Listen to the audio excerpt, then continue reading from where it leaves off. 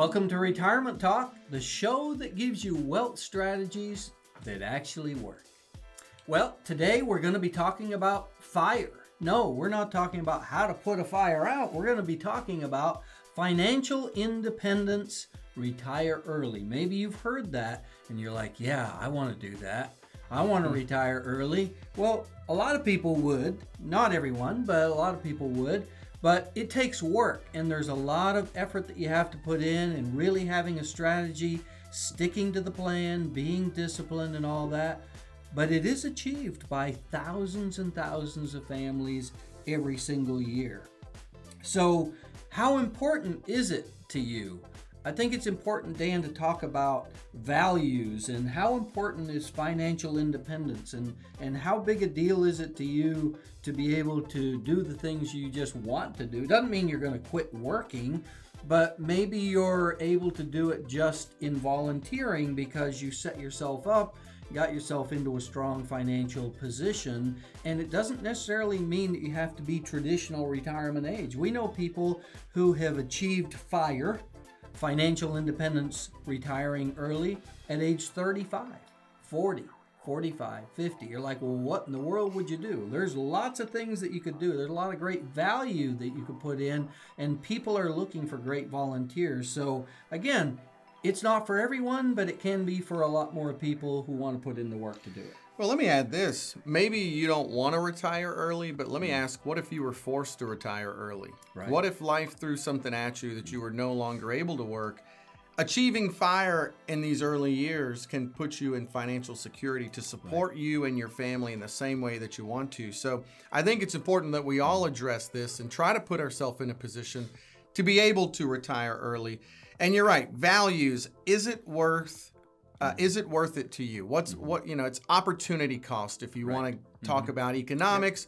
I've got to give up something to get something in return. That's the basics. What are you willing to give up? Well, and we talk about it a lot in the show. What you're going to have to give up is immediate gratification. That's right. You've got to put together a plan, and that plan is going to be about sacrifice. And is the sacrifice worth it? It can be. Many sacrifices are worth making if the end result is something that you want bad enough. So the key to this, folks, is that you've got to sit down and you've got to create a plan, and you've got to find a way to be held accountable and stick to that plan. So the first thing to determine is, what age would you like to be able to achieve FIRE? Or call it retirement if you want, but just at least achieve the ability to do so if you would like. So how much money will you need? Well, a good rule of thumb is this: 25 times your annual expenses. So what are your expenses? 25 times that. So if you spend $50,000 a year, you're going to need $1.25 million to achieve FIRE. And by the way, we'll put a calculator up where you can see it so that you can do this exercise for your own self. Well, and the question we get asked is, can it realistically be achieved? And it doesn't take a significant amount to put yourself in this position. Time is your biggest benefactor, right? Use time in your favor. Don't forego that, well, I'll do it next year. So an example, Fred makes $70,000 a year with $0 saved for retirement. He's starting from scratch. He got a decent job, and now he's wanting to save to meet FIRE in his life. So he saves 30% of his income each year. Now for Fred, he needs $1.75 million for himself to achieve FIRE in his life. And that 30% of income at just an 8% return, which would be considered reasonable, but maybe on the low side, only takes him 22 years. And so that's not a lot of time to get to that 1.75 million. The earlier you start, the sooner you're going to be able to achieve that, or put yourself there to have more money at that stage of life. And so it is a reality. It is possible. But the key is, you mentioned it earlier, have a plan and don't just dream it up. Right. Write it down, put it on paper.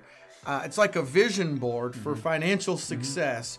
Write it down, put it on paper, and start working towards those goals. And then you also need to be able to make sure that each year or even every month you're looking at those numbers and see how are you doing. And it's kind of like ways for finances, you know, ways that you use to get from point A to point B. And you've got to follow that in order to get to the destination. And one of the first things to achieve financial independence is to become debt-free. You've got to pay down those debts. They're holding you back. They keep trapping you into working more years because I owe, so off to work I go.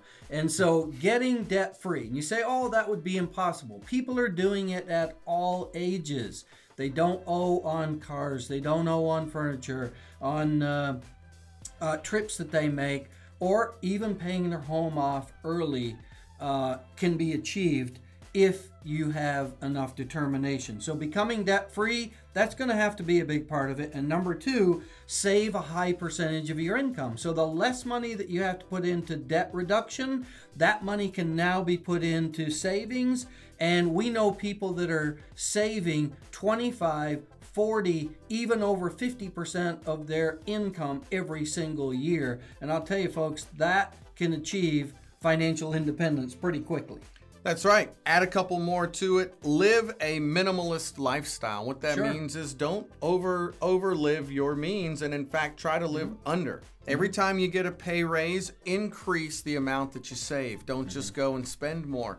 There's so many ways today with different websites and boutiques to get clothing and things that look really, really nice and are high quality, but it doesn't cost an arm and a leg to get it, and furniture and things for your household. There are ways to live a good lifestyle, present yourself well, but do it in a minimalistic way, and you want to try to look at that as well. Look for ways to do that. And then lastly, the money that you are saving, invest it aggressively. Right. Make sure that you're investing for growth and that you're not taking too little risk. Sometimes people can take too little risk on their investments. Don't be speculative, but do invest aggressively to meet this fire in your own life. Yeah, this is a great topic, something to really research. If this kind of puts a fire in your heart to achieve FIRE, financial independence, and retire early, there are ways to do it. You can do it if you have a mind to and are willing to make the sacrifices. So thanks for watching to our show today. I hope it's been helpful. Be sure to subscribe. Hit that subscribe button to get to our latest episodes. And you can always go to retirementtalk.com for more information on this topic and many, many others.